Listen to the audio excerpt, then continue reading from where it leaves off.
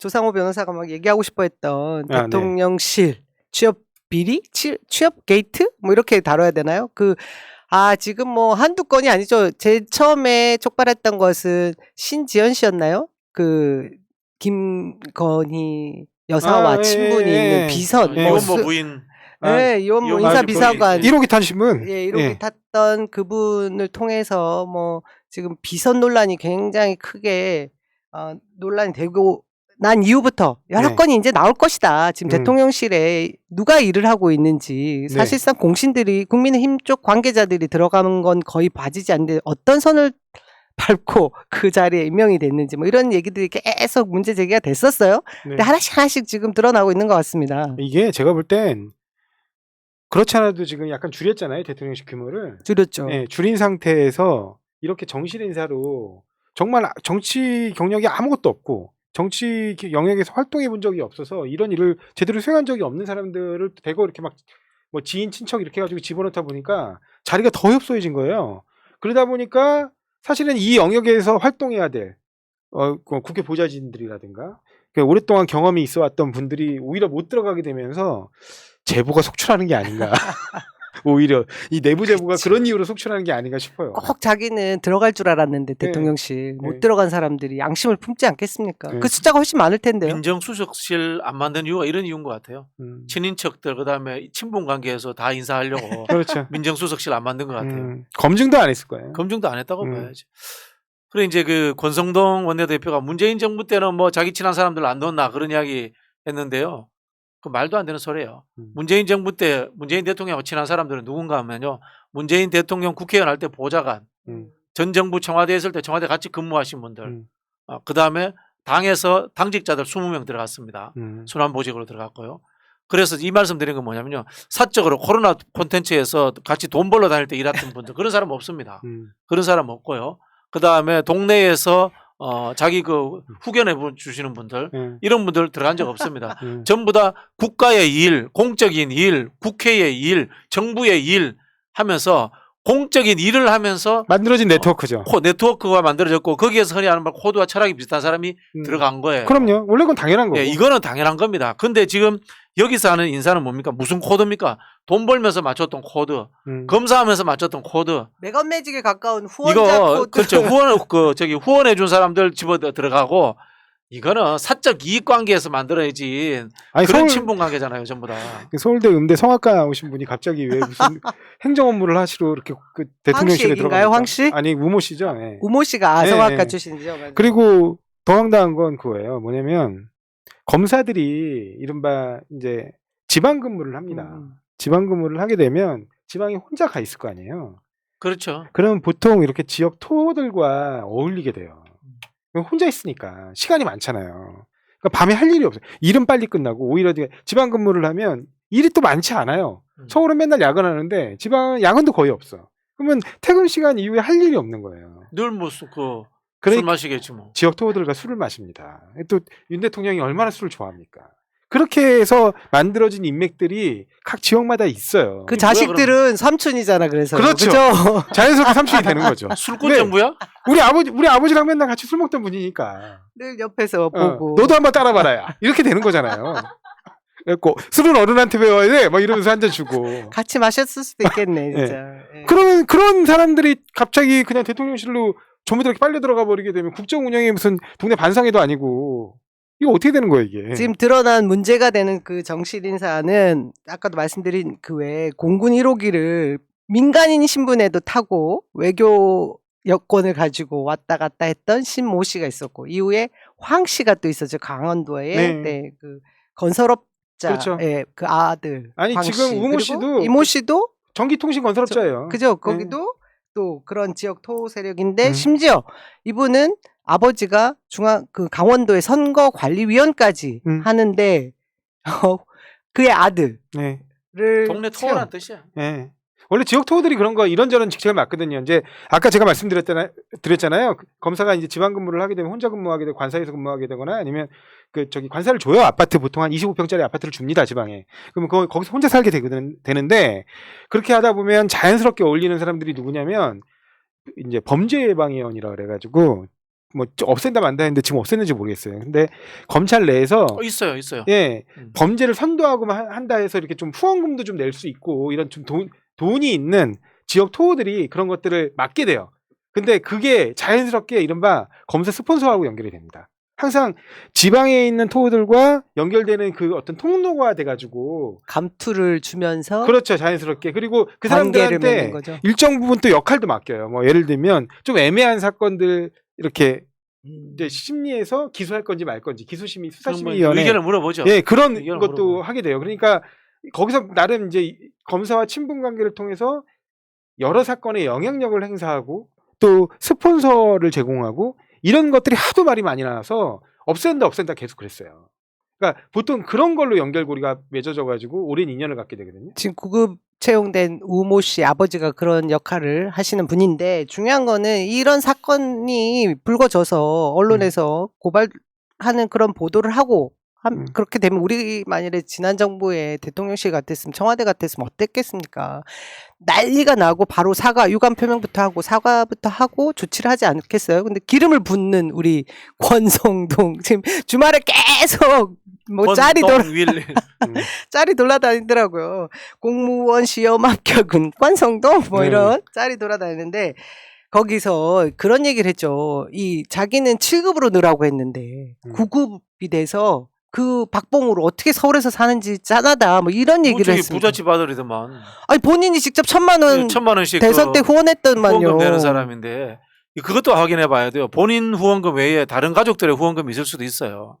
아니 지금 그럴 가능성도 있어요. 공통점이 그거예요. 뭐냐면 그 황 씨도 아니요 인사비서관 현재 지금 청와대 그러니까 대통령실 이원모 인사비서관 비서관. 이원모 비서관이 있잖아요. 이원모 비서관은 현재 검사였어요. 그때 당시에.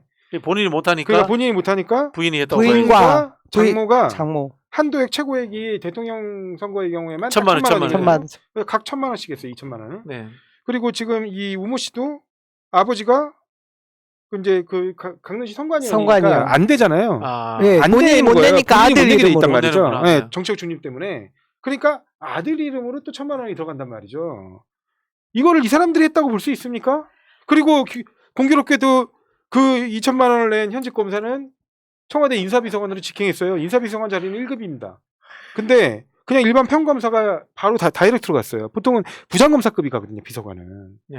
이것도 이례적이에요. 우 씨가 또 뭐 삼촌이나 누가 1,000만 원 더 했으면 차장검사가 돼야가죠. 비서관 자리가. 아니요, 보통은 이제 부장검사급이 가왔어요. 지금까지는.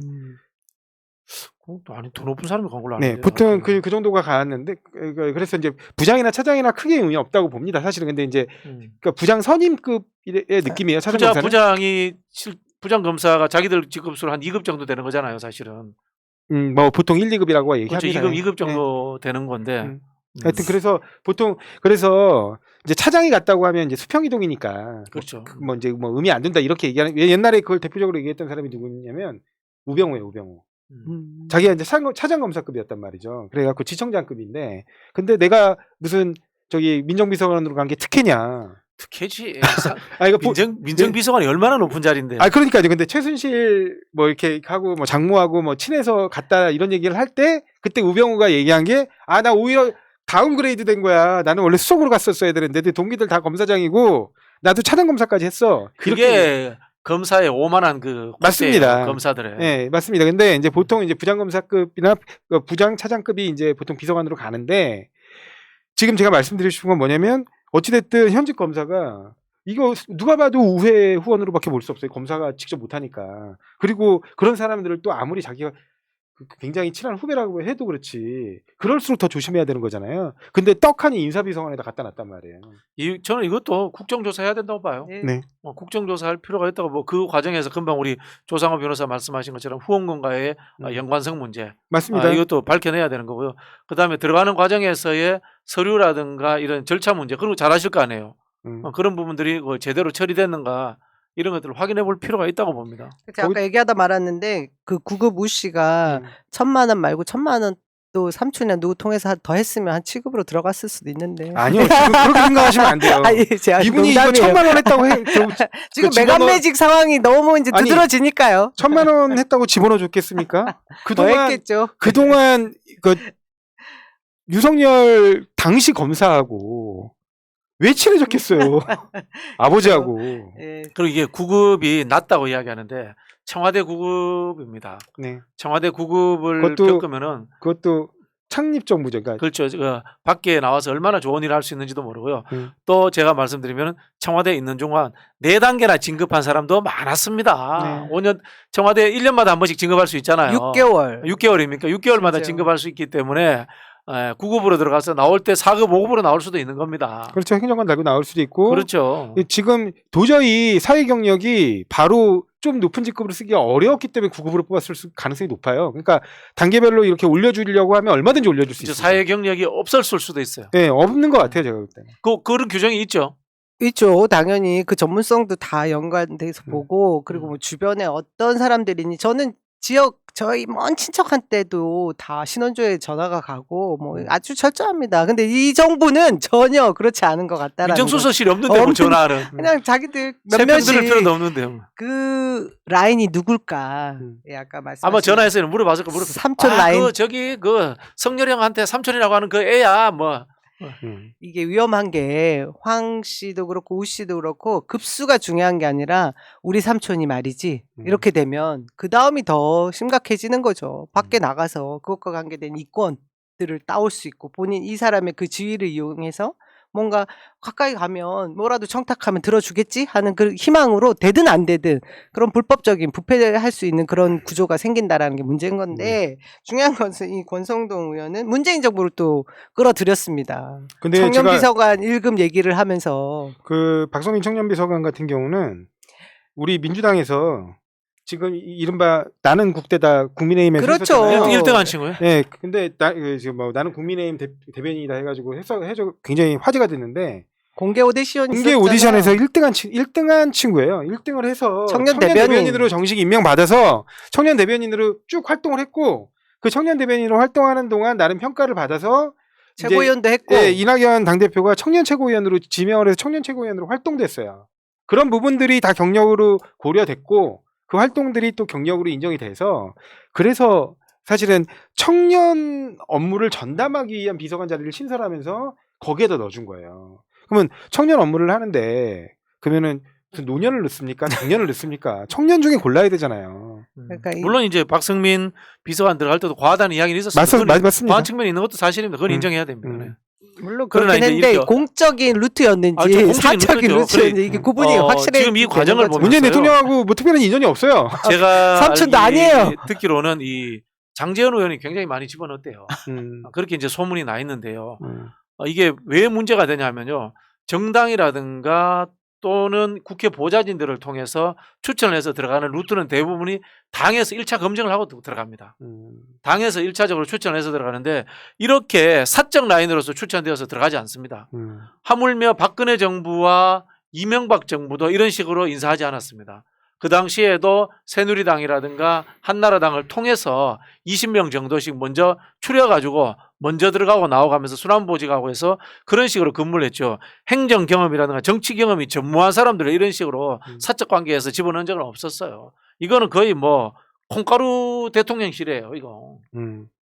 이거 100% 국정조사 해야 될 감이고요. 낱낱이 아까 말씀하신 대로 고액 후원자들과 연결돼 있는 부분이 있지 않은지 한 것까지 조사를 해야 될 것 같습니다. 지금 저희가 조금 흥분했는지 마이크가 막 같이 물려가지고 어떤 분들이 래퍼냐 막 이러는 분도 계신데요. 죄송합니다. 아, 안정권 누나, 그 패륜 유튜버 누나 들어가 있었죠. 그리고 황 씨 얘기했었죠. 그 전에 외가 친척? 육촌이었나요? 네. 그쪽도 라인 있었죠. 지금 우 씨까지. 야, 제가 볼 때 더 있을 것 같아요. 그죠?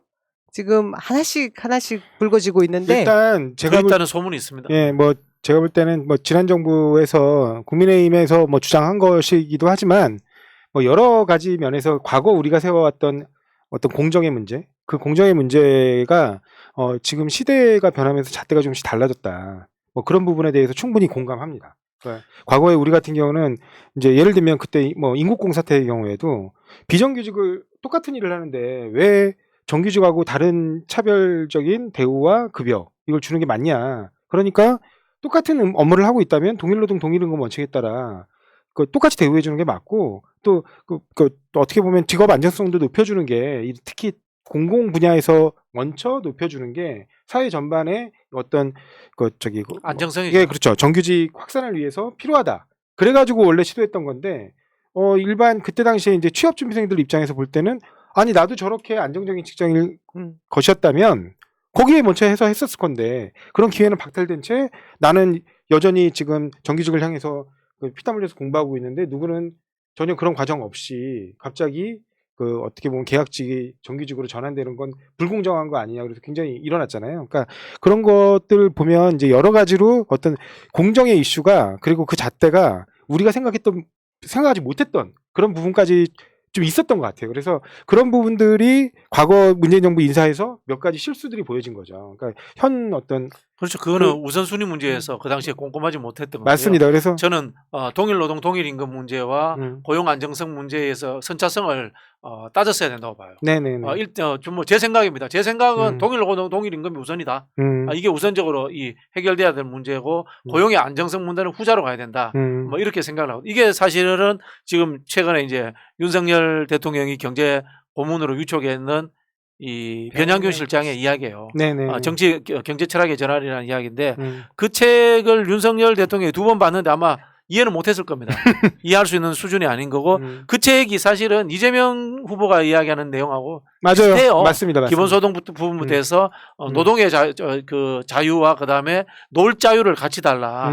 그것을 해결하기 위해서 기본소득을 보장하자라는 이야기를 하고 있거든요. 거기에서 핵심은 동일노동 동일임금이에요. 네, 그러니까 근데 그런 동일노동 동일임금 원칙도 굉장히 중시했지만 또 다르게 보는 어떤 공정, 그다음에 그 공정의 잣대와 기준이 있다. 그러니까 그런 부분들을 우리가 발견하지 못해서 여러 부분에서 뭐 국민들은 뭐 실망하기도 하고 또 어떻게 보면 정치적으로 공격당하기도 하고 이랬어요. 그래서 그 부분을 이제 다시 정립해 나가는 건 굉장히 중요한 문제라고 봐요. 그래서 이번에 우리가 그때 당시에 뭐 이렇게 어떻게 보면 청년 발탁 뭐 그런 것들이 의외로 오히려 역효과가 올 수도 있구나. 청년들 사이에서도. 그렇죠. 예. 그러니까 그런 부분들에 대해서도 이해합니다. 이해하는데 지금 윤석열 정부는 그런 인사 철학도 아니에요. 심지어 인사 철학 자체가 그냥 가까운 사람만 그냥 갖다 꽂으면 아무 상관없다는 거예요.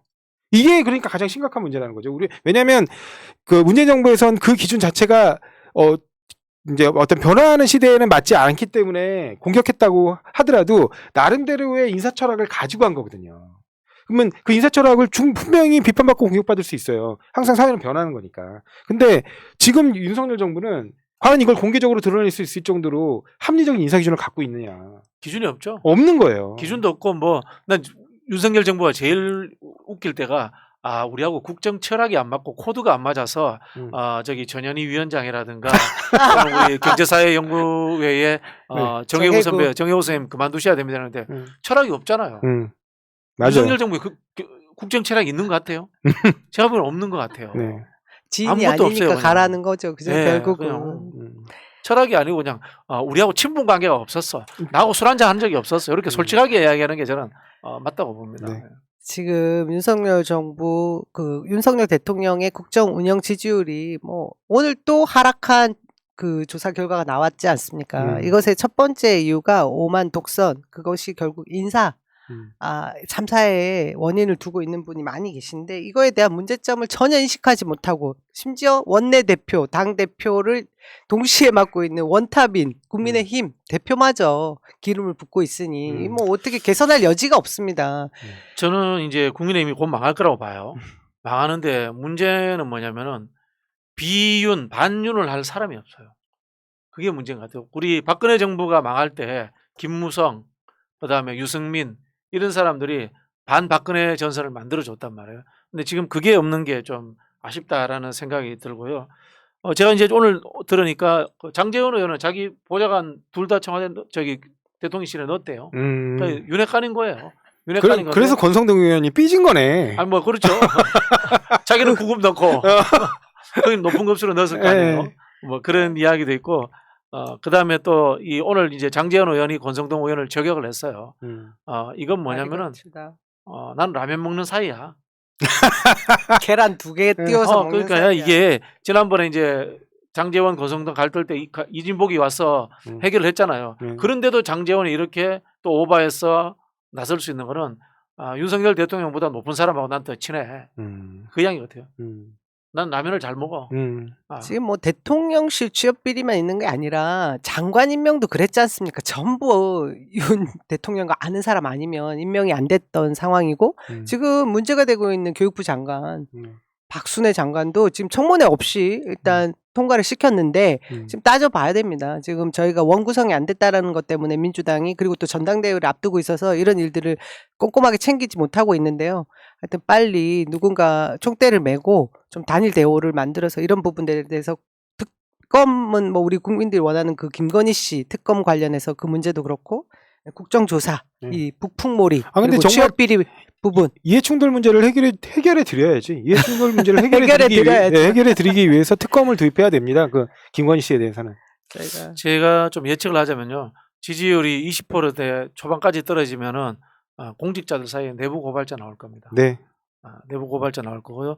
올 연말 정도까지도 이런 지지율이면은 여권 내에서 개헌 이야기 나올 겁니다. 예, 뭐 참 결국 이 피해를 보는 건 우리 국민들인데 어떻게 최대한 민주당이 제 역할을 잘 해야 되는 게 답이다 싶네요. 네. 하여튼 저희 이야기 오늘 여기까지 하고요. 또 뭐 마무리 발언하실 거 있으세요? 없습니다. 저는 즐겁게 좀 예. 깠죠. 아니 그 지금 이미 보수에서 그 얘기 나오거든요.